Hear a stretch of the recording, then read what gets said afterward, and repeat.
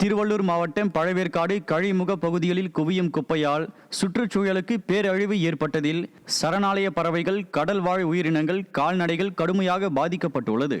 அடுத்தடுத்து கரை ஒதுங்கிய olive ridley ஆமைகள் உயிரிழக்கும் நிலையில் கண்காணிப்பற்ற நிர்வாகம் மீது சுற்றுச்சூழல் ஆர்வலர்கள் கடுமையாக குற்றம் சாட்டியுள்ளனர். திருவண்ணாமலை மாவட்டம் ஆரணியில் வட்டார வேளாண்மை உதவி இயக்குனர் அலுவலகம் முன்பாக விவசாயிகள் ஆர்ப்பாட்டத்தில் ஈடுபட்டனர். விவசாயிகளுக்கு உரம், விதை, மானிய டிராக்டர், பயிர் காப்பீடு எதுவும் கிடைக்கவில்லை என குற்றம் சாட்டப்பட்டுள்ளது. திமுகவின் தேர்தல் வாக்குறுதிகள் காகிதமாகி கூலி குறைப்பு, ஊழல், உயிரிழப்புகள் தொடரும் நிலையில் திருவண்ணாமலையில் ஸ்டாலின் பங்கேற்க உள்ள வேளாண் கண்காட்சி ஏமாற்று நாடகம் என விவசாயிகள் கடும் கண்டனம் தெரிவித்தனர்.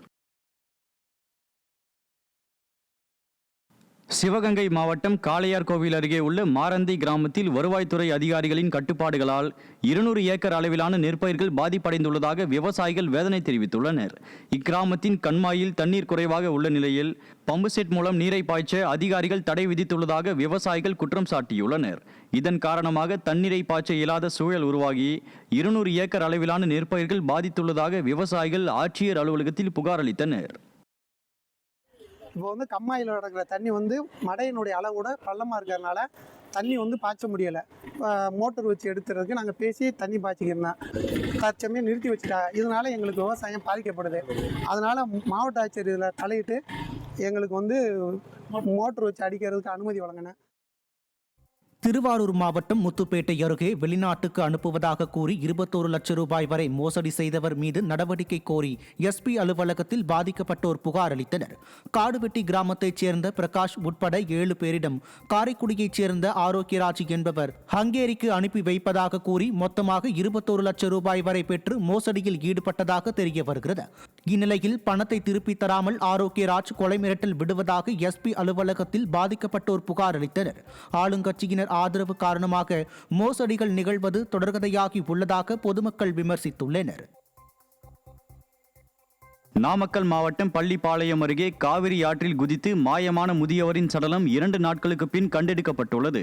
புதுப்பாலம் பகுதியில் உஞ்சனை கிராமத்தை சேர்ந்த ராமசாமி என்ற முதியவர் காவிரி ஆற்றில் குதிப்பதை அப்பகுதியினர் பார்த்ததாக கூறப்படுகிறது. இதுகுறித்த தகவலின் பேரில் சம்பவ இடத்திற்கு வந்த தீயணைப்பு துறையினரின் செயலற்ற தன்மையால் 2 நாட்களாக தேடுதல் பணி நடைபெற்றது. இந்நிலையில் முதியவரின் சடலம் 2 நாட்களுக்கு பின் மீட்கப்பட்டுள்ளது. ஸ்டாலின் அரசின் தீயணைப்பு துறையின் தோல்வியை அம்பலப்படுத்தியுள்ளது. தூத்துக்குடி மாவட்டம் கோவில்பட்டி அருகே இழுப்பையூரணிகள் இலவச வீட்டுமனை வழங்கிய இடத்தை அளந்து தரக்கோரி மக்கள் போராட்டம் நடத்தினர். லீலாவதி நகரில் 118 பேருக்கு 3 மாதங்களுக்கு முன் இலவச வீட்டுமனை பட்டா வழங்கிய நிலையில் அந்த இடம் அளந்து தராததுடன் அங்கிருந்த ஆக்கிரமிப்புகளையும் அகற்றவில்லை. இதனால் பாதிக்கப்பட்ட மக்கள் அதிமுகவைச் சேர்ந்த கனகசுந்தரம், மருதம் உள்ளிட்டோர் தலைமையில் சார் ஆட்சியர் அலுவலகத்தை முற்றுகையிட்டு மனு அளித்தனர். இதேபோல் வட்டாட்சியர் அலுவலகத்திலும் மக்கள் திரண்டு சென்று மனு அளித்ததால் பரபரப்பு ஏற்பட்டது. எங்கள் வீட்டை எங்களுக்கு கொடுத்த இடத்துல பூரா வேற ஆளுங்க வீடு கட்டிட்டாங்க, அவங்க ஆக்கிரமிச்சிட்டாங்க. இப்போ இருக்கிற அரசை அவமானப்படுத்துகிற மாதிரி அவங்க செஞ்சிட்டு இருக்கிறாங்க. எங்களுக்கு கொடுத்த வீட்டு மனப்பட்டா எங்களுக்கு வேணும் சார். கண்டிப்பான முறையில் எங்களுக்கு அதை மீட்டு தரணும்.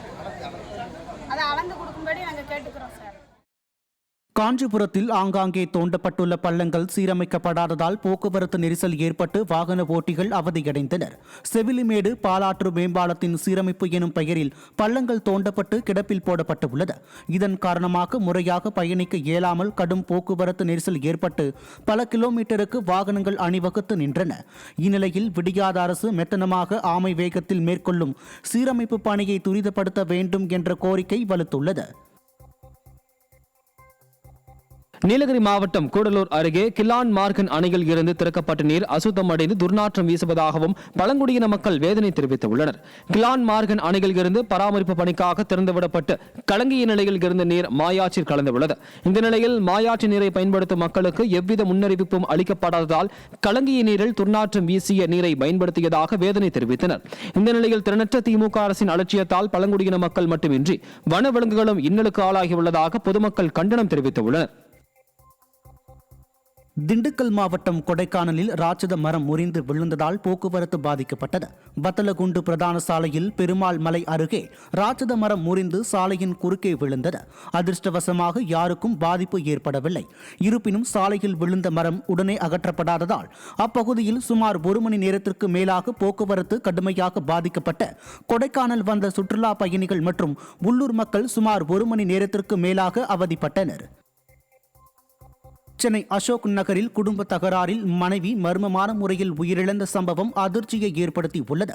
புதூர் 13வது தெருவைச் சேர்ந்த பிரவீன்குமார் மதுபோதையில் இருந்ததால் அவருக்கும் அவரது மனைவி வித்யா பாரதிக்கும் இடையே தகராறு ஏற்பட்டுள்ளது. அப்போது வித்யா பாரதி திடீரென மயங்கி விழுந்ததை அடுத்து அவர் மருத்துவமனைக்கு கொண்டு செல்லப்பட்ட போது ஏற்கனவே அவர் உயிரிழந்தது தெரிய வந்துள்ளது.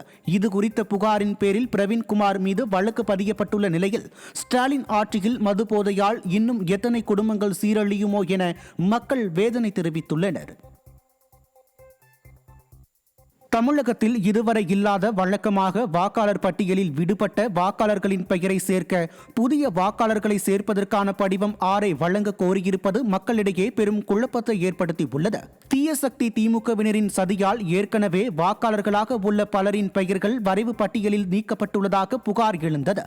அவர்களை மீண்டும் சேர்க்க அதிமுக வலியுறுத்தியதை அடுத்து விடுபட்டவர்களின் பெயர்களை சேர்க்க முறையான படிவம் வழங்காமல் புதிய வாக்காளர்களின் பெயரை சேர்க்கும் படிவம் 6 வழங்குவது பல்வேறு சந்தேகங்களை ஏற்படுத்தி உள்ளது. குறிப்பாக முன்பே வாக்காளர்களாக இருந்தவர்கள் படிவம் 6 பயன்படுத்துவதன் மூலம் அவர்கள் பொய்யான உறுதிமொழி அளித்ததாக கருதப்பட்டு மக்கள் பிரதிநிதித்துவ சட்டத்தின் கீழ் தண்டனைக்கு ஆளாகும் நிலை உருவாகும் அபாயம் உள்ளது. அது மட்டுமல்லாமல் விடிய அரசிற்கு சாதகமாக அதிகாரிகள் எதிர்க்கட்சிகளைச் சேர்ந்தவர்களின் படிவங்களை தேர்ந்தெடுத்து நீக்க வாய்ப்புள்ளதாகவும் குற்றச்சாட்டு எழுந்துள்ளது.